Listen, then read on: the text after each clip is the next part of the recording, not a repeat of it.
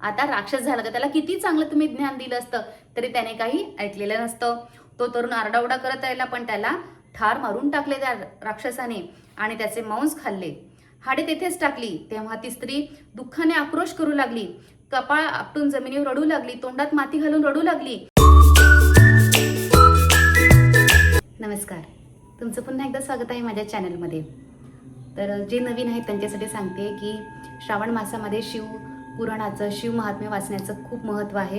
म्हणून मी शिवलीलामृत वाचायला घेतलेलं आहे. तसं मी दरवर्षी वाचन करते शिवलीलामृताचं, पण यावर्षी विचार केला मी तुम्हा सगळ्यांसोबत वाचावं आणि सगळ्यांपर्यंत हे पोहोचावं, म्हणून असा माझा उद्देश होता.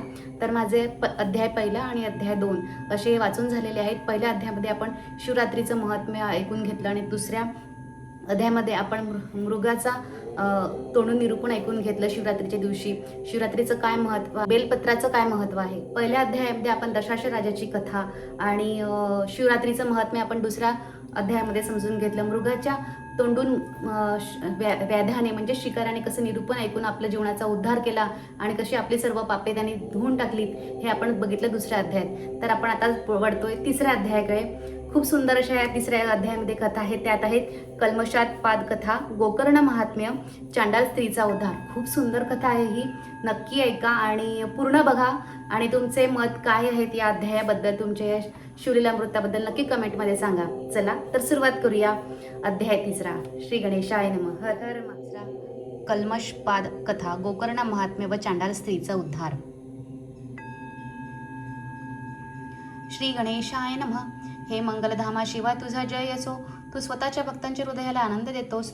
तू असा वृक्ष आहेस की ज्याला चराचर जग हेच फळ आले आहे. तू नामापलीकडे आहेस, अनाम या लक्षणापलीकडे आहेस. लक्ष्मीपतू विष्णूची भगिनी हीच पार्वती, तिच्या मनाला तू आनंद देतोस. षडाननाचा तू पिता आहेस व मीनध्वज जो मदन त्याला दग्ध करणारी आहेस. तू ब्रह्मानंद आहेस, तुझ्या भाल प्रदेशी तिसरा नेत्र आहे. संसाराचे भय तू नष्ट करतोस. त्रिपुरसुराचा तू अंत केलास. हे शिवा, सद्योजात, वामदेव, अघोर, तत्पुरुष, ईशान, ईश्वर अशी तुझी नामं आहेत. तू अर्धनर अर्धनारी या प्रकारे नटून सृष्टीत सर्वत्र राहतोस. गिरिजा जी पार्वती, जिचे मन तुझ्या ठिकाणी रमते. तू कैलास गिरिजा ईश्वर आहेस. तू शीर्षी गंगा धारण करतोस. नागरूपी भूषण तू घालतोस. तू सर्वव्यापी आहेस. मन मोहित करून आंधळे करणाऱ्या मदनाचा तू पराभव केला. तू अत्यंत अतीत म्हणजे सर्व पलीकडचा असून मलरहित अर्थात निरंजन आहेस. सत्व, रजस, तमस हे तिन्ही गुण तुझ्यापर्यंत पोहोचत नाहीत. तू दुधाच्या फेसाप्रमाणे धवल आहेस व जगाला जीवन देणारा तू आहेस. द्वितीय अध्यायात तू माझ्याकडून शिवरात्रीचा महिमा वर्णन करविलास. आता मी कथेची रचना करू. हे पंचमुकुटा, हे पंचवदना, तू मला प्रेरणा दे, कृपा कर. सूत नैमिषारण्यात शौनक इत्यादी मुनींना कथा सांगत होता. ती कथा आता शिवकृपेने मी वर्णन. मित्रसह कल्मषपात झाला. इक्ष्वाकूच्या काळात मित्रसह नावाचा राजा होऊन गेला. तो भूलोकीचा जणू इंद्रच असा शोभत होता. त्याला वेद व शास्त्र यांचे ज्ञान होते. तो मोठा तेजस्वी होता. आपल्या विशाल सैन्यरूपी वस्त्राने त्याने पृथ्वीला आवरणच घातले होते. तो प्रतापरूपी सूर्य होता, त्यामुळे शत्रुरूपी नक्षत्रे दिशेनाशी झालेली होती. एकदा तो शिकारीसाठी मोठे सैन्य घेऊन तो घोर अरण्यात शिरला. सैन्याच्या गडबडीमुळे श्वापदे आपल्याला जागा सोडून इतस्ततः पळू लागले. सैन्याचा इतका मोठा ग्रुप होता की त्याच्यामध्ये सगळे सैन्याच्या आवाज गडबडीमुळे त्याचे श्वापदे म्हणजेच जंगलातले जे प्राणी होते ते इतस्ततः पळू लागले. वाघ, लांडगे, अस्वले, सिंह, हरिणी, वनगाई, वानर, ससे, कोल्हे असे कितीतरी पशुपक्षी धावत सुटले. चातक, बदके, मोर, कस्तुरी मृग, रानमांजरे, मुगसे, हंस, चक्रवाक असे पशुपक्षी कोलाहल करीत धावले व उडू लागले. राजाने कित्येक प्राण्यांची शिकार केली. त्यात त्याने एक राक्षसही मारला. तो महाभयंकर राक्षस गतप्राण होऊन पडला. तेव्हा त्याच्या भावाने दुरून ते पाहिले आणि त्याने निर्धार केला, मी याचा सूड घेईल. कपट्याने या राजाचा घात करीन. राजा मृगया करून सैन्यासह नगरात परत गेला. इकडे बंधूच्या मृत्यूने शोकाकुल अशा त्या राक्षसाने मायेने मानव रूप धारण केले. त्याने आचार्याप्रमाणे स्वयंपाकासाठी लागणारी पळी, झारे वगैरे सामुग्री घेतली व मलिन वस्त्रे धारण केली. म्हणजेच राक्षसाने एका आचार्याचं रूप धारण केलं. आता तो कामाच्या शोधात असलेल्या खरोखरीचा आचारीसारखा दिसत होता. त्याने नगरात जाऊन प्रयत्न करून राजाची भेट मिळवली. त्याने राजाशी आपली गाठभेट मिळवली. आपल्या पाककलेची त्याने स्वतः प्रशंसा केली. त्याने सांगितलं की मी किती उत्तम आचार्य, मी किती उत्तम अन्न पकवतो हे त्याने सांगितलं. त्याच्यावर विश्वास ठेवून राजाने त्याला सेवेवर घेतले. चांगले पदार्थ बनवून त्याने राजाचे मन प्रसन्न करून घेतले. त्याने खूप उत्तम असे पक्वान्न बनवून राजाचं मन जिंकून घेतलं. काही दिवसांनी श्राद्धाची तिथी जवळ आलेली होती. राजाने राजपुरोहित वसिष्ठ यांना आदराने त्या दिवशी प्रसादास बोलविले होते. ब्रह्मदेवाचे पुत्र वसिष्ठ हे श्राद्धाच्या भोजनासाठी आले होते. त्यावेळी राक्षसाने गुप्तपणे नरमास आणले. जो आचारी होता तो राक्षस होता. त्याने राजाशी सूळ घेण्याच्या बुद्धीने त्याच्याकडे आचारी बनून आला होता. त्यांनी काय केलं की याचा धर्मभ्रष्ट व्हावा म्हणून त्यांच्या घरच्या आलेल्या अतिथ्याला नरमास शिजवून घातले, पात्रात वाढले. वसिष्ठ हे ऋषी होते, संत होते, महाज्ञानी होते, ते अंतर्ज्ञानी होते. त्याने नरमांस ओळखले व राजाने आचार्याच्या रूपात राक्षसाला नेमलाच कसा आणि एवढे कृत्य करण्यास वाव दिला कसा त्याचे त्याला वैमश्य वाटले. त्या ऋषींना राग आला की राजाने ओळखलं कसं नाही की हा राक्षस आहे, यांनी आपल्या एवढ्या मोठ्या राज्यामध्ये त्याला कसं काय आचार्य म्हणून नेमले, म्हणून त्याला राग आला. त्याने राजाला शाप दिला. मित्रसह राजा, तू मज ब्राह्मणाला नरमांस कसे काय खाऊ घालतेस?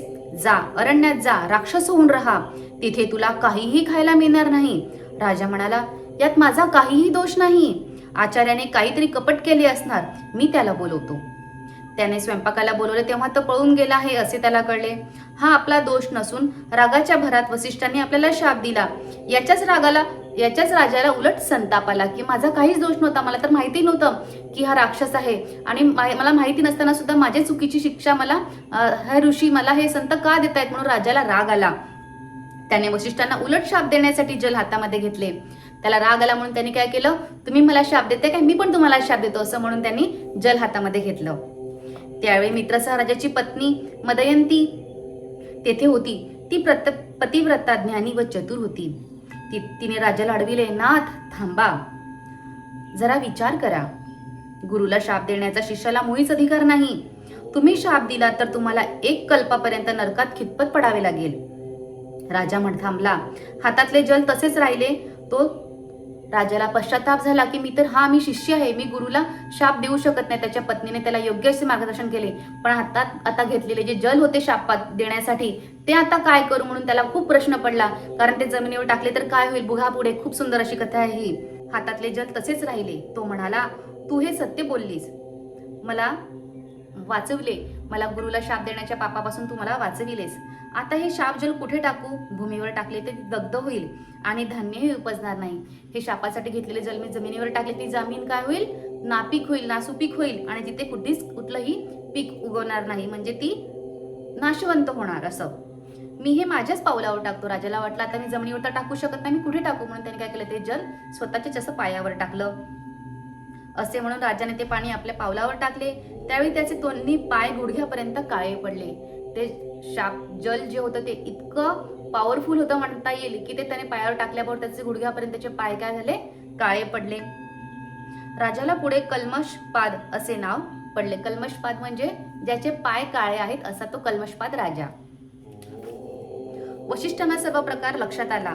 त्यांनी राजाला उपशाप दिला. इकडे ऋषींनाही कळून चुकलं की आपण उगाचच राजाला शाप दिला आहे, त्याची काहीही चूक नव्हती. म्हणून राजाला ऋषींनी परत एक उपशाप दिला. तू 12 वर्षांनी राक्षस योनीतून मुक्त होऊन परत राजा होशील. 12 वर्षानंतर तू 12 वर्षापर्यंत राक्षस राहतील, त्याच्यानंतर तू मुक्त होशील या शापातनं. वशिष्ठ तेथून निघून गेले. राजाचे रूप पालटले. तो भयानक असा राक्षस झाला. त्याचे पाय जळून काळे पडले. तो घोर रानात गेला. रात्रंदिवस तो भुकेने व्याकुळ असे. तो पशु पक्षी मारून खात असे. त्याची भूक भागत नसे. त्याचा देह अजस्त्र होता. आता तो जेव्हा राक्षस झाला तेव्हा त्याचं रूप कसं पालटलं बघा. तो खूप सुंदर असा राजा होता आणि जेव्हा त्याला शाप मिळाला त्यानंतर त्याचं राक्षसामध्ये रूपांतर झाले. त्याचं रूप कसं झालं ऐका. त्याचा देह अजस्त्र झाला होता. तोंड पसरट, दात बाहेर वाढलेले, केस अस्ताव्यस्त, कपाळावर शेंदूर माखलेला, डोळे भयानक असा तो अशा प्रकारे घोर रानात वावरत असताना काही वर्षे लोटली. एकदा त्याला त्या अरण्यातून एक तरुण ब्राह्मण पुत्र आपल्या सुकुमार पत्नीसह जात असताना दिसला. राजा पाहत असता ते दाम्पत्य थांबले. परस्परावरील प्रेम व तो तरुण त्यांची पत्नी मिलनोत्सुक झाली होती. तोच राजा राक्षस रूपात त्यांच्या पुढे उभा राहिला. त्याने त्या तरुणाला भक्षण करण्यासाठी पकडले. त्यावेळी त्या तरुणाची पत्नी म्हणाली, अरे राक्षसा, तू मूळचा राजा आहेस, आता शापाने कलंशपात राक्षस झालायस. तू आणखी हे ब्रह्महत्येचे घोर पातक करू नकोस. तेव्हा त्या तरुणाची पत्नी त्याला म्हणाली की अरे, तू मागच्या जन्मामध्ये राजा होतास, तू शापामुळे असा राक्षस झालेला आहेस. तू आता परत एका ब्राह्मण तरुणाचा जर जीव घेतलास, प्राण घेतलेस, तर तुला आणखी एक पाप तुझ्या माथी पडेल. तेव्हा ते असे घोर पाप तू करू नकोस. पण राजाने त्याचे काहीच ऐकले नाही. का ऐकले नसेल? कारण तो आता राक्षस झाला. तर त्याला किती चांगलं तुम्ही ज्ञान दिलं असतं तरी त्याने काही ऐकलेलं नसतं. तो तरुण आरडाओरडा करत राहिला, पण त्याला ठार मारून टाकले त्या राक्षसाने आणि त्याचे मांस खाल्ले. हाडे तेथेच टाकली. तेव्हा ती स्त्री दुःखाने आक्रोश करू लागली, कपाळ आपटून जमिनीवर रडू लागली, तोंडात माती घालून रडू लागली. तिने शोक व संताप यांनी व्याकुळ होऊन कल्मशात राजाला पाप दिला. म्हणजे पहिले ऋषींचा पाप, मग तरुणाचा पाप, तरुण ब्राह्मण हत्येचं पाप आणि आता शेवटी त्या स्त्रीचाही शाप त्याच्या माथी येऊन पडलेला होता. तू शापमुक्त झाला तरी सुद्धा तुला तुझ्या मदयंती हिचा, ह्या राणीचा संघ कधी घडू शकणार नाही. तसे करायला जाशील तर तू तत्काळ असा मरून पडशील. तू माझ्या व माझ्या पतीचा संघ होण्याच्या पूर्वीच त्यांना भक्षण केलंस. तुला कोणत्याही स्त्रीशी संघ ठेवता येणार नाही. असा शाप देऊन तिने रडत रडत आपल्या पतीच्या अस्थी गोळ्या केल्या आणि तिथेच अग्निप्रदीप्त करून त्या अस्थीसह तिने स्वतःला जाळून घेतले. अशा प्रकारे त्याच्या माथी 3 शाप पडले आणि त्या स्त्रीने आपल्या तरुण ब्राह्मण पतीच्या अस्थ्या गोळ्या करून तिथेच सती गेली. ती राजा स्तंभित झाला. आणखी एक शाप त्याच्या माथी येऊन बसला होता. कालांतराने 12 वर्ष पूर्ण झाली. राक्षसासह राक्षस देह जाऊन राजाला स्वतःचे रूप पुन्हा प्राप्त झाले. 12 वर्षानंतर राजा परत राजाच्या रूपामध्ये परत आला. त्याचा राक्षस देह त्याग झाला आणि तो नगरात आला. मदयंतीला त्याने शापाचा वृत्तांत सांगितला. त्याने घरी येऊन आपल्या पत्नीला सगळं सांगितलं की मी माझ्या वनामध्ये असताना मी एका ब्राह्मण तरुणाचा असा वध केला आणि त्याच्या पत्नीने सुद्धा मला शाप दिला आहे. त्याच्यामुळे आपण आता माझ्या माथी अशा परत एक शाप येऊन पडलेला आहे. त्यामुळे तिला फार वाईट वाटले. ती म्हणाली, हाय रे देवा, माझा निर्वंशच झाला आता. काय हे दुर्दैव. राजाला ती म्हणाली, नाथ, आता यापुढे ब्रह्मचर्याचे पालन करावे, जीव जगवावा. मन हे फार अनावर असते. तुम्ही कोणत्याही स्त्रीशी संभाषण करू नका. आजपासून अग्नीवर निजल्याप्रमाणे खडतर व्रत धारण करावे लागेल. राजाला 12 वर्षांनी आपली प्रिय पत्नी मदयंतीचा सहवास लाभणार होता. पण त्या स्त्रीच्या शापाने त्याच्या संसार सुखाची होळी झाली. तो तळमळत होता. वाघाला सापळ्यात पकडावे तसे त्याला झाले होते. नागाचे दात पडून गारुड्याने त्याला दीन करून टाकावे असा राजा दीन झाला होता. मदोन्मत्त बैल किंवा हत्ती, व्यसन किंवा अंकुश यांनी बंध असा करावा असा राजा झाला होता. आपला वंश कसा वाढेल याचा तो विचार करू लागला. गुरुकडून नियोग पद्धतीने आपल्या पत्नीच्या ठिकाणी पुत्र उत्पन्न करण्यास संकटकाळी धर्माने अपवाद म्हणून मुभा ठेवलेली आहे असे त्याला समजले. तेव्हा वसिष्ठांनीच त्याने विनंती करून मदयंतीला पुत्र संतान प्राप्ती झाली. स्वतः राजा अरण्यात गेला. त्याने महत् प्रयासाने आपले मन ताब्यात ठेवले. त्यामुळे आपण मरण पाहू व आपली पत्नी विधवा होईल असे कृत्य करायचेच नाही असा त्याने निर्धार केला. असं मी कुठलंही कृत्य करणार नाही की ज्यामुळे मी मृत्यू होईल आणि आपली पत्नी विधवा होईल. असं मला कुठलंही कृत्य आता करायचं नाही. आता मी प्रत्येक निर्णय हा सतत विवेक बुद्धीने घेईल असा त्याने मनाशी निश्चय केला.